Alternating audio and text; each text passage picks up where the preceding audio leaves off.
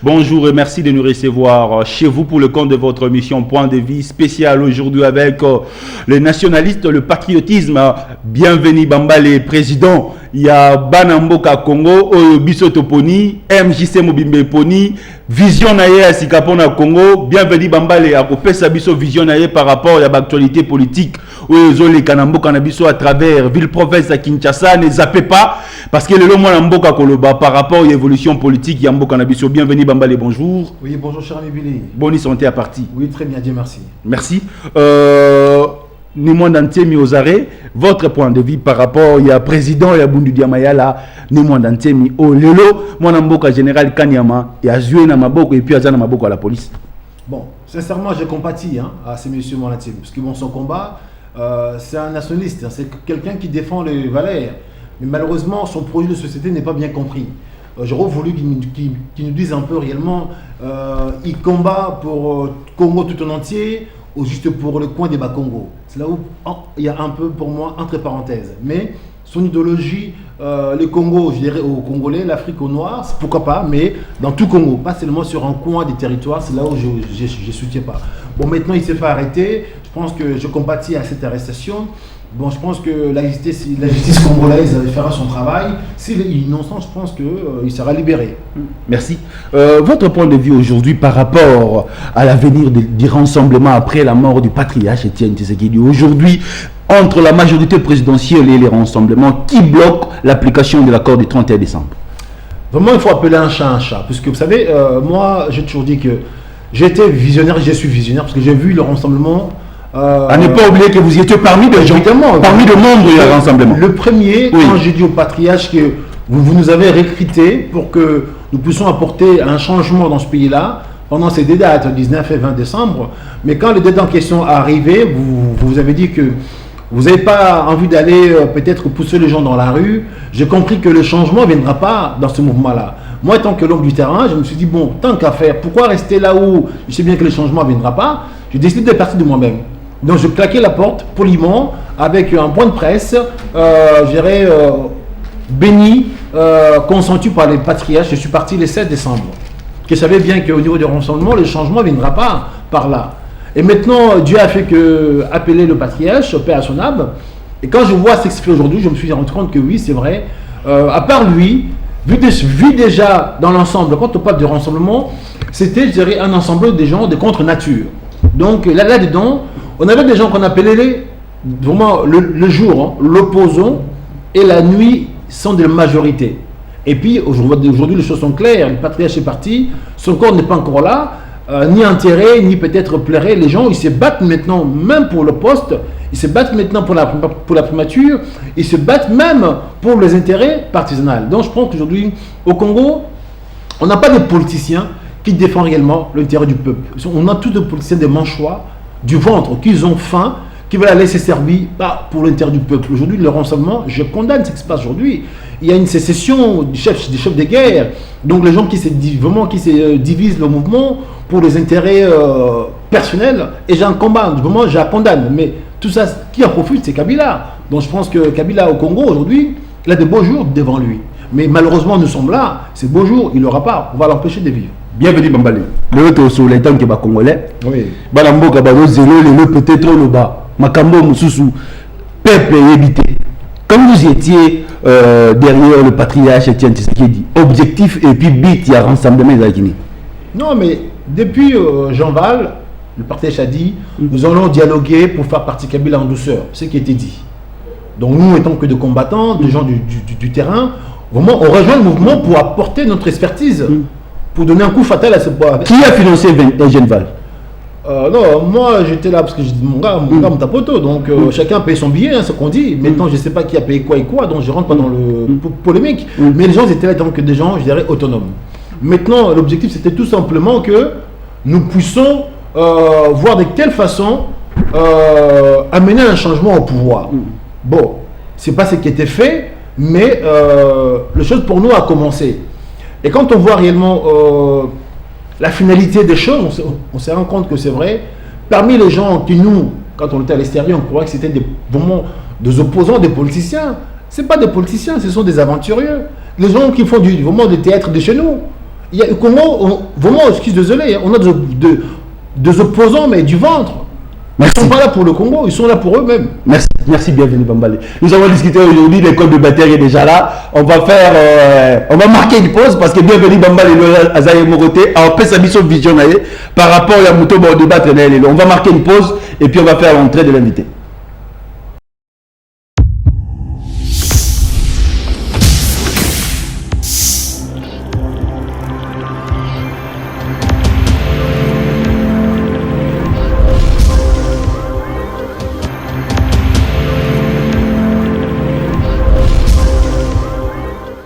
Est-ce que le gouvernement a aidé la République démocratique du Congo à évoluer? Le gouvernement Matata, bienvenue Bambale. Non, malheureusement, ils ont parlé de macroéconomique. Ce sont des chiffres. Hein. Vous savez, réellement, quand on parle des chiffres, les jeunes gens, normalement, qui sont dans le CELMOC, dans Massy, ne comprennent pas des macros. Ce sont des chiffres, aujourd'hui, qui ne sont pas palpables. Matata a vendu son business, il a vendu du vent aux Congolais, en disant qu'il a été bon dans les chiffres. Ces chiffres-là, c'est vrai, ce sont dans les écritures. Mais en réalité, dans le palpable, on n'a pas vu le sac de maïs baisser le tarif, on n'a pas vu les enfants à l'école aller sans que le frais soit gratuit. Malheureusement, Matata a vendu son vent. Et le Congolais, je dirais, a tombé dedans. Nous voyons maintenant que ces gens-là qui veulent vraiment servir le pays, ce soit des réalistes. Pas seulement des technocrates qui arrivent, qui pondent des chiffres, où derrière, on ne comprend pas. Ça veut dire quoi? On dit 1 plus 1 égale 3. Pourquoi égale 3? Votre vision sur la FPI, FPI, pour moi, ça pourrait être une banque qui pourra apporter un changement vraiment pour le futur du pays. Moi, je parle, je dirais, vraiment pour mon exemple. Je suis arrivé au Congo en 2001 avec un projet d'entreprise. À l'époque, j'ai demandé un crédit même de 50 000 $. Vous savez, on m'a dit à FPI, monsieur, bienvenue m'emballer, 50 000 $, pour qu'on vous donne, il faut déjà avoir une maison qui valent peut-être, je dirais, l'équivalent à 300 000 $.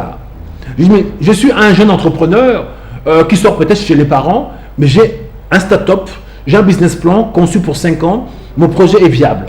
Vous me demandez d'avoir, je dirais, à contrepartie, une garantie bancaire ou bien une garantie hypothécaire de valeur à de 300 000 $. Monsieur, je ne peux pas l'avoir. Alors, si déjà moi qui vis en Europe, vous demandez 300 000 $ en garantie hypothécaire banquier. Alors, vous imaginez un jeune Congolais qui vit ici, qui a son idée, qui vole de l'or. Mais vous ne pouvez pas le financer puisqu'il manque des garanties. C'est là aujourd'hui, moi j'ai combat le FPI. Maintenant, le FPI, il favorise des produits de société des Chinois qui construisent des maisons, ou peut-être des lancers, des nationaux qui ont des projets phares, mais malheureusement, il leur manque seulement des garanties bancaires. Et aujourd'hui, moi, 15 ans après, j'emploie 200 salariés sans l'aide de FPI. Et là, aujourd'hui, je combat. Nous avons un FPI, mais qui sert uniquement aux gens de gouvernement, ou je dirais des Chinois qui profitent derrière ce FPI, qui perdent le projet, et le fils du pays sont là, qui ne peuvent même pas en profiter. Merci. Là, j'en condamne. Bienvenue Bambale. Aujourd'hui, vous êtes président du 3e voie que vous avez créé. Même si vous êtes aujourd'hui président du 3e voie, vous êtes toujours président du MJC. Comment jugez-vous aujourd'hui la classe politique congolaise? D'abord sur votre vision sur notre position d'aujourd'hui. Non, il faut renouveler la classe politique. Parce qu'aujourd'hui, quand je vois réellement ce qui se passe chez nous, Kabila, le chef d'État, il a été Kabila, chef de l'État à 28 ans. Lumumba était Lumumba, quel âge? Kassavou également, quel âge? Quand on voit aujourd'hui c'est des choses qui se passent aujourd'hui dans l'opposition. Là, vous y étiez dans le rassemblement. C'est pour ça que je me suis dit que je suis un visionnaire. J'ai vu que je suis rentré dans un mouvement où je devais apporter, je dirais, ma pierre à l'édifice de cette structure. J'ai vu que le changement ne devait pas venir de là. Parce que je croyais réellement qu'en rentrant dans le rassemblement, avec mon expertise, avec nos grands frères politiciens, on pourrait apporter un changement. Et je me suis rendu compte que ces gens-là, les changements sont devant eux, mais ils ne veulent pas le changement. Puisqu'ils avancent de départ, il fait 3 pas en arrière. Donc, ils veulent tous être opposants, mais des vies. Mais ils ne veulent pas aller chercher le pouvoir. Alors, le pouvoir, il faut aller le chercher. Le pouvoir, ça ne se donne pas en Afrique. Secondo, ils sont là, ça fait longtemps. Ils veulent confisquer les choses. Ils veulent que ce soit eux. Si ce n'est pas eux, c'est les chaos. Ils sont là, ça fait des années, mais ils ne veulent même pas préparer leur élève. Même leurs propres fils, bien leurs enfants, ils ne veulent même pas les préparer. Donc, nous avons affaire avec des gens insatiables, avec des gens qui veulent que ce soit eux. Si ce n'est pas eux, c'est les chaos. Aujourd'hui, ils sont longtemps dans l'appareil politique. Ça fait des années, même ils étaient là, ils ont même servi au gouvernement. Mais ils veulent que ce soit encore eux qui fassent la continuité. C'est là, moi, juste ça pose un problème. Il faut que les jeunes gens de ce pays-là sortent de nulle part sans nom qui puissent aussi s'intéresser à l'appareil politique et rentrer et œuvrer. Servir le pays, c'est vraiment, c'est comme un apostolat, mais ce n'est pas seulement une science en fige d'un groupe de personnes qui peuvent se revendiquer en disant que sans nous, le Congo ne vivra pas. Ça pose un problème dans la gestion. Quand est-ce qu'on est opposant? Tout Congolais, quand tu trouves qu'il ne trouve pas son compte dans ce que c'est dit, dans ce que c'est fait, il devient opposant. Moi, je me suis rendu compte que le Congo, c'est un pays riche. Quand je vois ma population, y compris dans la pauvreté, je dis non. C'est là que je me suis dit, il y a un problème. Moi, depuis 2001, déjà moi là-bas, je ne suis pas politicien. Je dis, mais comment un pays riche comme notre sol, mais nous-mêmes, on n'en profite pas. Et moi qui aujourd'hui entrepreneur, j'ai vu, en venant créer une entreprise, comme je disais tout à l'heure, avec un projet de société phare, bien cousu, mais en face de moi, il n'y a pas une banque qui m'ont suivi. Mais aujourd'hui, quelques années après, j'emploie 200 salariés. Je me suis dit, mais il y a un problème. Si moi, j'arrive à le faire, peut-être derrière moi, il y a des gens qui ont encore plus de projets que moi, qui peuvent peut-être aider la population à avancer. Mais malheureusement, à la tête du pays, on n'a pas des entrepreneurs, on a des politiciens qui font la politique pour leurs intérêts. Ils ont confisqué les choses. Quand on voit aujourd'hui FPI qui fonctionne pour les intérêts partisans d'un groupe de politiciens, d'un groupe de Chinois, et ainsi de suite. Alors, les Congolais qui sont avec leurs projets de société, ils ne peuvent même pas être financés chez eux. Et moi, ça me dit, non, ça m'a sidère. Il faut que les gens se réveillent. C'est notre pays à tous. On ne doit pas laisser une couche de gens se revendiquer le sort du Congo. Donc, nous sommes là pour les accompagner. Aujourd'hui, pour Bienvenue Bambale, la meilleure des choses à faire, il faut changer la classe politique au Congo. Tous ceux qui sont là, oui, depuis Mobutu, depuis Mobutu, il faut tous qu'ils partent à la retraite. La politique, ce n'est pas un métier. Comment voulez-vous, nous avons des gens qui sont depuis Mobutu, Mobutu est parti. Parce qu'ils ont dit Mobutu dictateur. Maintenant, eux, ils ont servi Mobutu. Maintenant, ils sont là encore, qui servent le père, le fils. Mais on va jusqu'à où avec ces gens-là? Il faut que la population les aide à partir à la retraite. Sinon, ils vont, c'est ce qu'ils ont fait avec Mobutu, ils ont fait avec Mouzé, maintenant ils ont fait avec son fils. Donc, ils ont conseillé mal Mobutu. Ils ont conseillé mal Mouzé. Ils ont conseillé mal maintenant, Kabila le fils. Ils vont encore être là pour conseiller ceux qui vont être là, parce qu'eux, ils ne veulent pas être à la tête du pays. Ils veulent seulement rester derrière pour conseiller mal, et puis derrière s'enrichir au-delà de la population. Il faut que les gens s'y élèvent, pour moi, pour ces gens-là, si on ne les fait pas partir de nous-mêmes, sincèrement, ils sont prêts à vendre même leur propre fils, puisqu'ils veulent s'enrichir, mais pourquoi faire avec? Je ne sais même pas. Alors, comment voyez-vous aujourd'hui le leadership au sein du rassemblement? Aujourd'hui, Pierre Lumbi est désigné comme étant président du Conseil national de suivi. Félix Tshisekedi qui est maintenant président du rassemblement. Est-ce que l'idéologie politique de Etienne Tshisekedi Wamulumba va toujours rester? Non, malheureusement, aujourd'hui, il faut appeler un chat un chat. Vous savez, ce poste-là a été conçu sur mesure pour vraiment la stature de M. Tshisekedi. Vraiment, c'était conçu sur mesure. Maintenant, Tshisekedi est mort, personnellement, on ne peut pas le remplacer, on peut les surcéder. Mais quand je vois nos politiciens aujourd'hui, de tous bords qui sont là, je vous dis clairement, on n'a plus d'opposants, on n'a plus de politiciens, on a des gens qui ont faim, qui ont faim, qui veulent aller au pouvoir pour construire une maison d'étage, parce qu'ils ont 5 femmes et 50 enfants. J'aurais voulu même, si vous me permettez, faire un entorse à cette place, proposer ça à Monsengo, c'est un homme de Dieu. Parce que c'est monsieur, il n'a plus de besoins matériels, il n'a pas d'enfants nourris, il n'a pas de maison à construire. Monsengo, pour moi, ça pourrait être un choix très important qui pourra aussi faire face, dire la vérité devant le chef de l'État, comme ça, tenir tête. Oui. Puisqu'il n'a plus besoin des choses. Mais à part Monsengo, tout ce qui reste... Mais vous voyez aujourd'hui le cardinal Monsengo succéder à Etienne Tshisekedi? Évidemment, oui. Il a le carrure, il a le mental, il a l'esprit. Il a tenu bon à Mobutu, il a tenu bon à Mouzé, il pourra tenir bon à Kabila. Dire voilà monsieur, faites-moi les élections, sinon je fais le plan B qu'ils ont peut-être parlé. Mais tout ce qui reste là, qu'aujourd'hui on voit Numbi, tout c'est bien beau. Il n'y a pas longtemps, il était responsable du renseignement. Vous savez, dans un pays qui se respecte, celui qui était chargé du renseignement aujourd'hui, demain il ne pourra pas basculer, demain il devient un opposant. C'est monsieur aujourd'hui, sa tête vaut de l'argent, c'est monsieur. Il était dans le renseignement du pays. Vous savez, le renseignement, comme demain, Kalev, il s'élève de matin, il dit moi, Kalev, je quitte mon travail, je quitte Péperdé, je deviens opposant. Dans un pays qui se révèle, monsieur, ces messieurs-là, on ne laisse pas sortir. On va l'enfermer. Puisqu'il connaît tout dans ce pays-là. Vous pensez qu'il y a un monsieur comme ça, là, du renseignement, qui va s'élever demain et dire voilà, je deviens opposant? Et puis on laisse vivre. C'est faux, monsieur. C'est pas d'opposants. Ils sont partis faire une mission.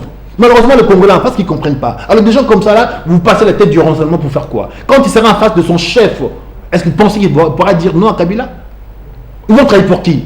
Il faut que le Congolais se réveille. Donc vous voyez aujourd'hui l'opposition qui s'est créée. C'est comme si aujourd'hui nous manquons de leadership. On a des gens qui n'ont pas la constance. On a des gens qui sont indécis. Malheureusement aujourd'hui, moi j'assume mes propos. C'est que tous ceux qui sont là, Ils sont pas là pour... Mais c'est la division aussi du rassemblement.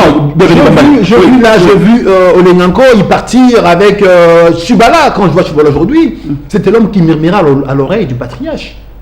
Quand il est sorti des prisons, il a fait tout de suite sa sortie, il est parti voir le patriarche. Chibala, hein, le monsieur qu'on l'a arrêté à l'aéroport puisqu'il avait fait des propos à la radio, tout ça là. Mais ces messieurs étaient proches du patriarche. Quand je vois aujourd'hui partir avec le Olenganko pour faire une peut-être revendication, peut-être il a ses bonnes raisons.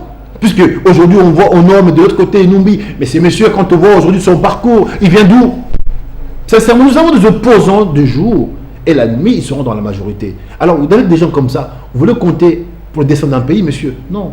Moi, je ne vais pas le laisser faire. Il faudra que les jeunes gens de ce pays-là, qui se disent qu'il y a un problème. Si vous-même vous ne voulez pas, messieurs, sincèrement, aujourd'hui, le Congo, il sera confisqué. Et en même temps, et votre avenir avec. Il faut que les gens s'y arrivent, puisque sans ça, le Congo que moi, je vois, c'est plus ce que moi je vois au jour d'aujourd'hui. Il faut que les gens s'y arrivent. Parce que sinon, c'est lamentable. Est-ce qu'il y a des politiciens professionnels au Congo par rapport à l'avenir politique de notre pays? Oui, ça devient un métier. Oui. Je vous ai dit. Or que la politique n'est pas un métier. Non, parce que maintenant ils sont spécialistes. Puisqu'ils ont servi tellement, ils ont appris. Ah, donc un forgeron devient forgeron. Et ils ont fait un métier, ils ont fait ça. Leur spécialité, ils ont été d'être Mobutu. Toutes les combines les connaissent. Donc aujourd'hui, il y a des gens même instruits des intellectuels de ce pays qui devaient peut-être servir, prendre leur gérer intelligence pour de bon sens, mais ils ont pris leur intelligence pour mettre au mauvais service. Pendant ce temps-là, le peuple n'en profite pas. J'aurais voulu que ces gens-là aujourd'hui qui montrent leur savoir pour aider le pays à aller vers l'avant. Parce qu'aujourd'hui, on a beaucoup de défis à relever avec ces intellectuels. Mais quand on parle aujourd'hui, le Congo, où sont ces intellectuels-là? On ne les voit pas. Ils sont peut-être derrière clavier, ils sont derrière je ne sais pas quoi. Le pays va mal, mais personne n'ose à dire quoi que ce soit, à faire quoi que ce soit. On dit, mais où va le Congo? Que moi j'ai vu le Congo de mon père, de ma mère. Ça pose un problème. Merci. Très cher, ces points de vie, nous avons le privilège aujourd'hui de recevoir Bienveni Bambale, un démocrate, un patriote. J'espère que sa vision par rapport à l'évolution de notre beau pays, le Congo, ça avance aussi les choses. Est-ce que c'est que nous sommes en train de voir aujourd'hui sur le plan démocrate, sur le plan de la démocratie, nous sommes en train d'avancer? Bienveni Bambale, à vous répondre par rapport à la question de Otunai. Bienveni Bambale. Aujourd'hui, KTB Katoto est à Kinshasa. Est-ce que parmi les gens qui ont financé Genval, KTB Katoto était présent? Non, sincèrement, j'aurais voulu dire une chose clairement. Vous savez, KTB, c'est un ami du patriarche. Moi, je viens en Europe, ça fait 25 ans. C'est monsieur, ça fait 12 ans qu'il vient en Europe. C'est monsieur, je voyais, il était proche du patriarche. C'était même son ami. Quand je vois aujourd'hui son ami, il est mort, son corps est encore dans le mort, lui, il prend l'avion, il précède pour réclamer la primature. Je dis, mais le monde est méchant. J'aurais voulu peut-être qu'il fasse jouer un peu son influence pour qu'on trouve la solution, peut-être désamorcer la situation, le gouvernement puisse s'écrier de façon que la primature soit remise comme c'était convenu au niveau du rassemblement, qu'on intègre le patriarche vraiment en bonne et due forme. Que pas ces messieurs-là qui précipitent, qui laissent encore son ami gérer dans le frigo, lui vient réclamer la primature. Je dis, mais avec tout l'argent qu'il a, mais il cherche quoi ce monsieur? Il me dit, mais il y a des gens qui ne comprennent pas. Ils ont déjà tout. Ils veulent faire quoi? Est-ce qu'aujourd'hui, ils veulent quoi? Une reconnaissance, servir le peuple mais je ne sais pas dans quoi. Monsieur Katobe en question, ils cherchent quoi pour le peuple? Ils veulent faire des bonnes actions, ils peuvent le faire même en dehors du gouvernement. Donc je ne comprends pas ce jour d'aujourd'hui. Leur combat, c'est quoi? Donc ça pose un problème aujourd'hui pour dire que nous avons des gens, peut-être qui veulent se faire un nom, ou bien qui veulent servir, mais dans le mauvais sens. Et moi, ça pose un problème. Merci. Vrai ou faux? Etienne Tshisekedi a laissé une lettre sur base de quoi il a laissé cette lettre? Oui, j'ai entendu, puisque aujourd'hui, monsieur qui vient d'être élu, c'est lui qui avait la lettre en question, monsieur Pierre Numbi, qui a la lettre en question, qui a remis aux responsables des églises. Dans ces lettres-là, je ne sais pas qu'est-ce qui est écrit. Bon, on peut dire ça quoi? C'est comme un testament, je ne sais pas. Donc si c'est un testament, ça s'est lu ouvertement. Donc je pense que si c'est un testament, il faut que ça soit lu ouvertement.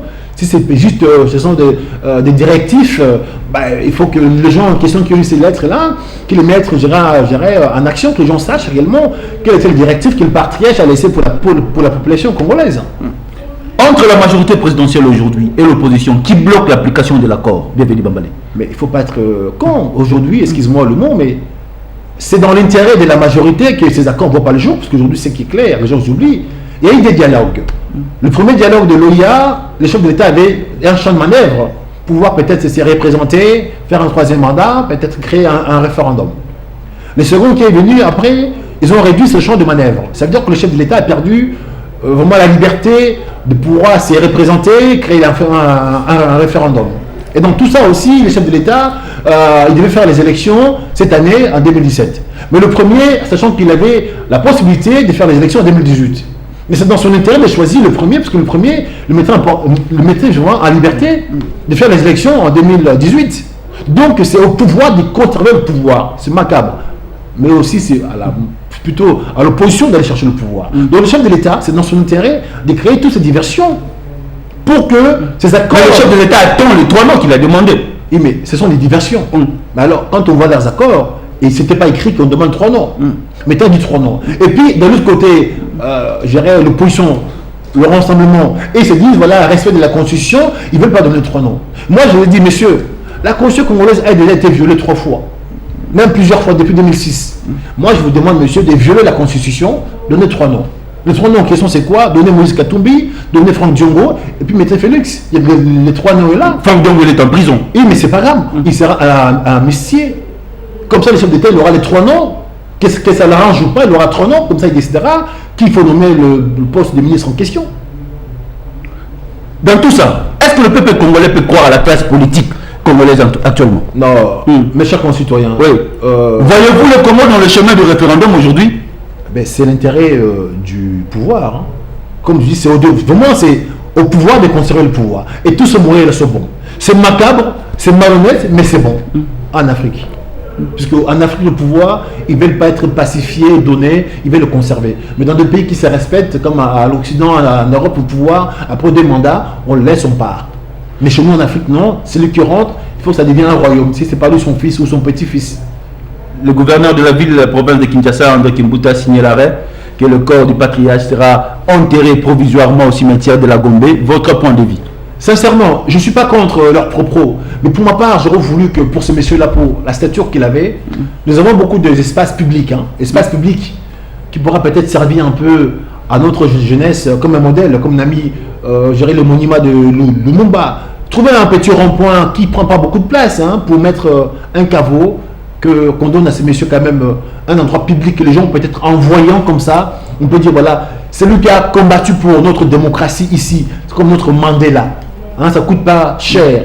Maintenant, amener quelqu'un au cimetière, même à côté, mais c'est toujours le cimetière. Donc là, on veut l'enterrer. Je ne suis pas contre, mais j'aurais voulu que ça ne soit pas dans un cimetière. J'aurais voulu qu'on donne un espace public, dans un petit rond-point où les riz, comme Selemba.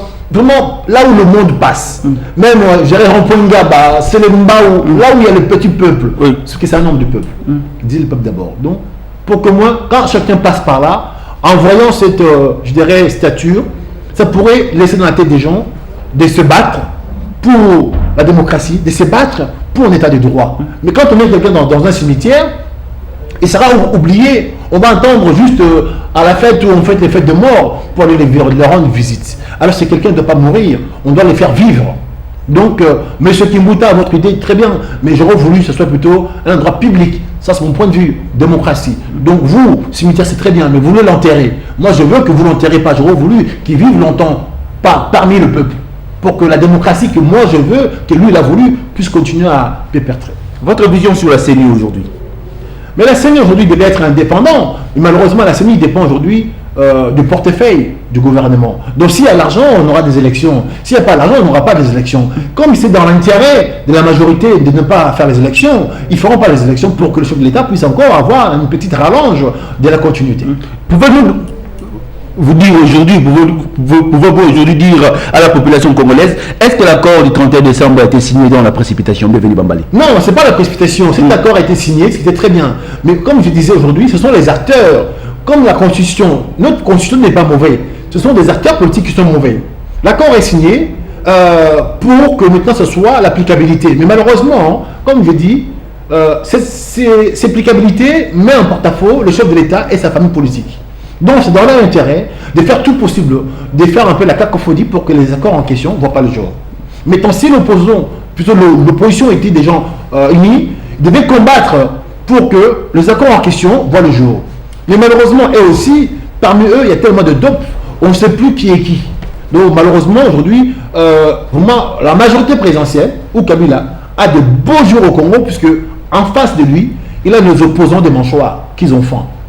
Donc ils vont aller pour des billets verts. Et derrière, M. Kabila, il peut encore, tourner le pouce en disant que oui, de toute façon, vous pouvez parler, mais la nuit, quand vous venez, vous êtes toujours mes amis, quoi. Votre vision sur le Congo? Parce que nous sommes déjà arrivés à la fin. Oui, le Congo que moi, je vois aujourd'hui, j'aurais voulu vraiment une révolution de mentalité, une révolution des cultures, une révolution des savoirs. Qu'on libère les savoirs, parce que le savoir, c'est le pouvoir. Et le pouvoir, c'est la liberté.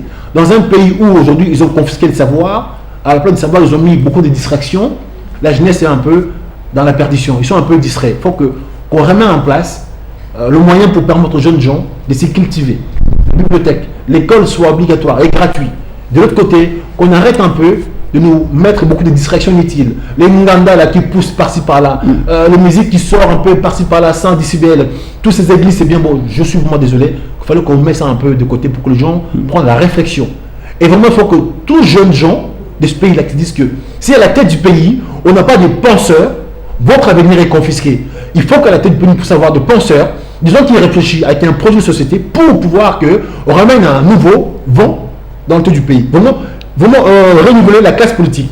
Tous nos papas là, qui sont là depuis Mobutu, vraiment j'assume le mot, les envoyer à la retraite. Si vous ne faites pas ça, messieurs, votre avenir est confisqué. Kabila était Kabila à 28 ans. Nous battez l'âge. Aujourd'hui, on voit des jeunes gens 40 ans, chez les parents, célibataires sans enfants. À quel moment vous devez vous prétendre, vous, commencer votre vie à 40 ans, c'est déjà loupé. Donc si vous ne vous réveillez pas, monsieur, ce monsieur-là, il ne lâchera pas le pouvoir. Si vous avez un conseil aujourd'hui à donner à tous les membres du rassemblement là où vous étiez, qu'est-ce que vous direz? Je dirais, vous êtes mon ancienne famille, ils ne sont vous pour Kabila parte, mais déjà malheureusement, comme tous déjà là, vous allez rentrer au pouvoir, vous allez travailler au pouvoir, mais au Congo, on n'aura plus l'opposition, messieurs. Si l'opposition rentre aux affaires, vous êtes tous les deux maintenant de la majorité, qui va servir l'autre?